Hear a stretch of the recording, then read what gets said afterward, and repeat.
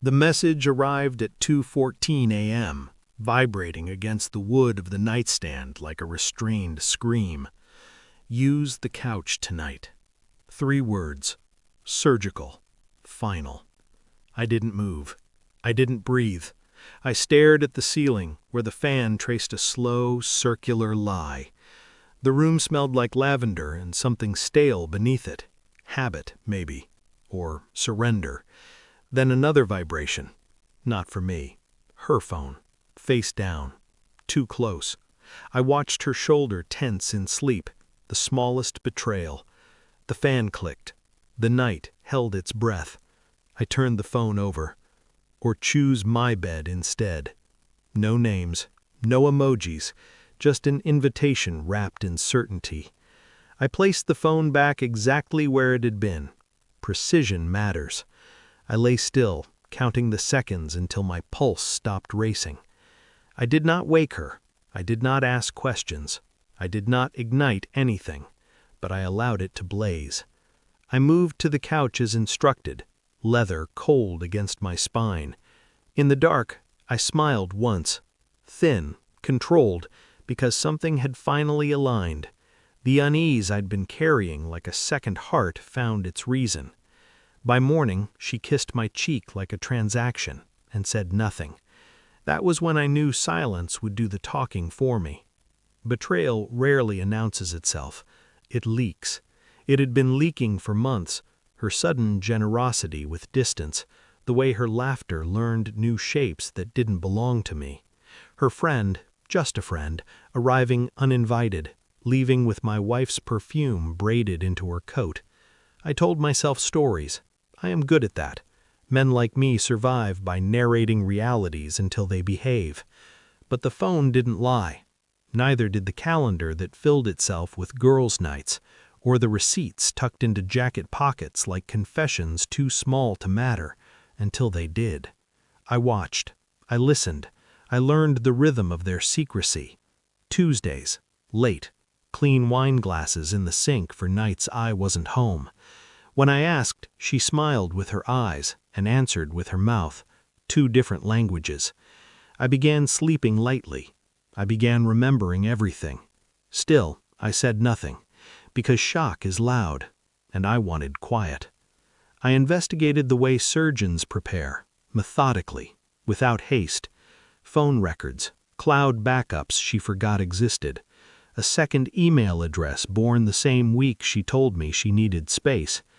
I sat across from her at breakfast, nodding at the right moments, while my mind assembled a cathedral of facts.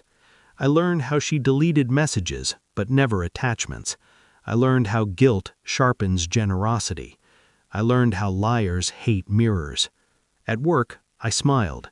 At home, I cooked. Inside, a storm organized itself. I followed once, just once, parked far enough away to remain a rumor. I watched her friend reach for my wife's hand the way ownership does. Casual, practiced. My wife didn't pull away.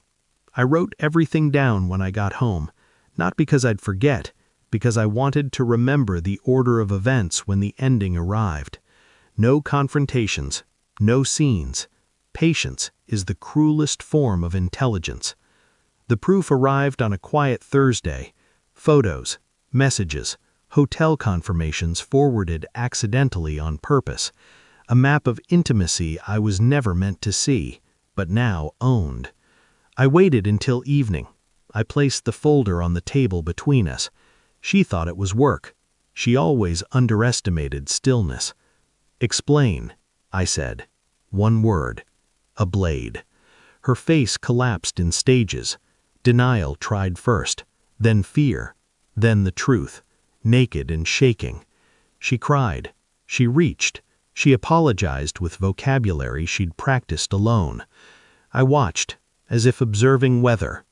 When she finished, I slid my phone across the table. Another message, not from her friend, from my daughter-in-law. "If you want to join Thanksgiving, come wash the dishes." I replied, "Enjoy." I stood up. That was the moment she realized I was already gone. The villa photos went live 3 days later. Switzerland, Glass, light, silence that cost more than apologies. I didn't tag anyone. I didn't caption anything. My phone rang 71 times. My wife, her friend, family members suddenly fluent in regret. I ignored them all. When I finally answered, it wasn't hers. It was my daughter-in-law, voice trembling, asking how I'd afforded the place. I planned, I said, while others played. Later, I sent my wife one message. You told me to use the couch. I chose a different house. I filed the papers the same day, transferred accounts she'd never known existed, left the ring on the table like a punctuation mark. She begged, she threatened, she broke. I remained exact. I sit now where the mountains refuse to echo lies. The air is clean, the nights are quiet. My thoughts move in straight lines again. Betrayal didn't destroy me, it clarified me. I didn't win, I concluded. Some people think revenge must roar. They are wrong. The deepest cuts are administrative. I look at my phone. No missed calls. No messages. Control feels like this. Absence. And in that absence, I am finally untouched.